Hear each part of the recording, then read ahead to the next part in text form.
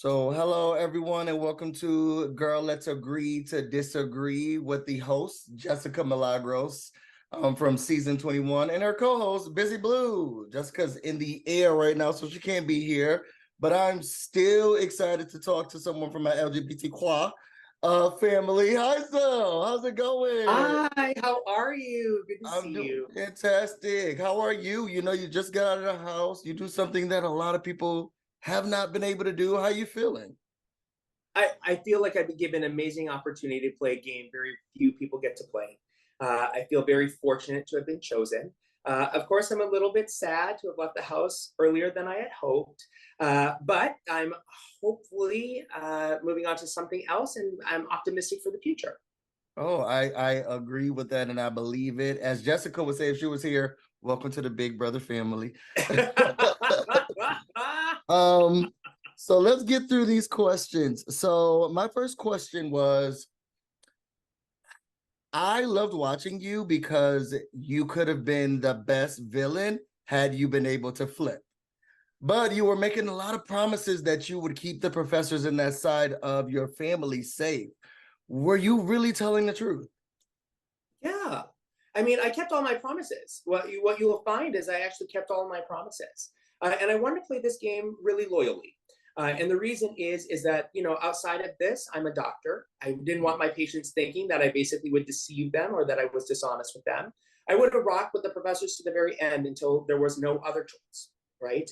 And so, like, I keep all the promises that I made. And I'm fiercely loyal and fiercely protective, which is why sometimes I compromise my own game to basically save all of us, right? And that happens several times during my gameplay in the past 20 days. Yeah, I believe that. I think you're a water sign like me. I'm a Pisces, right? I'm a Pisces as well. So I kind of feel that connection there. Yeah. You were extremely hurt after you were put on the block. And I know you kept saying that they're your family.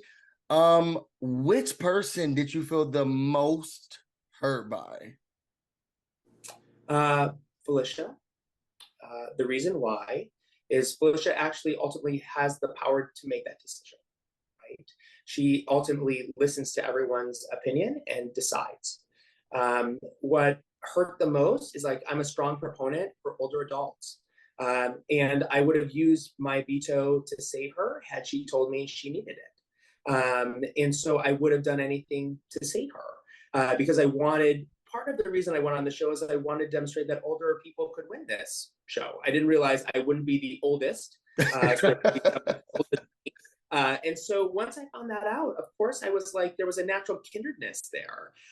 And so it hurts the most to be backdoored by Felicia because I also had felt the safest with her, right? And so, in a lot of what she preached was, I see you as my son, I see you as family, I see you as close, and to be hurt like that in the way that she did it felt unkind.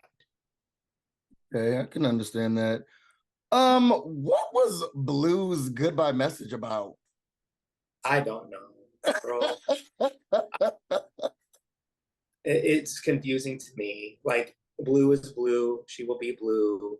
And maybe at some point in time, she'll explain it to me. Yeah, it was like because there wasn't really like family, so I was very confused. But maybe you'll get an answer outside of the house.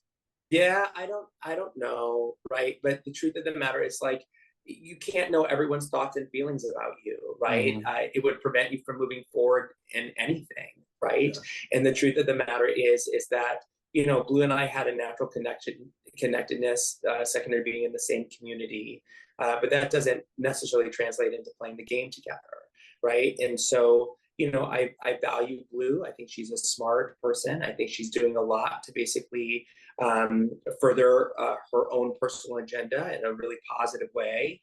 And maybe at some point in time, Luke can explain it to me. That would be great. That would be great. So we've gone into the pressure cooker. How long would you have lasted, do you think? Forever. And what I mean by that is, like, I was incredibly motivated, right? And I would have done anything to win, right? And as a doctor, I'm used to working long hours and not sleeping, not eating, not drinking, not using the bathroom. I think I would have been phenomenal at that competition. I had already prepared myself for that type of competition. You'll see most of the things that I do are calculated. I had a very small breakfast to make sure that I didn't need to use the restroom. I had stopped drinking water and liquids like sort of around like 11 and used the bathroom shortly before that competition would have started. I had already like made sure that I was well rested, right?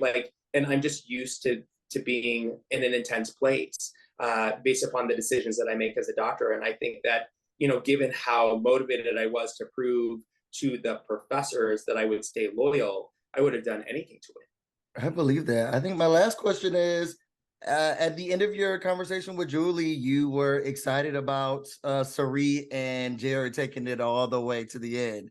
Do you really feel that way, and why?